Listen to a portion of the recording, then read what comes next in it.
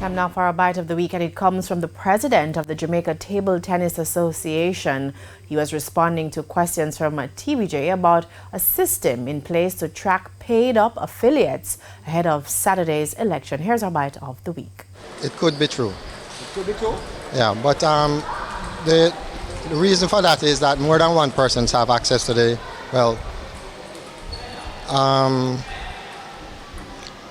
I think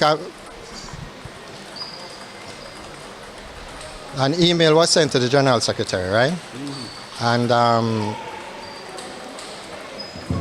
access to it, I had access to the email, which I responded to the email, right? I didn't get a chance to let her know.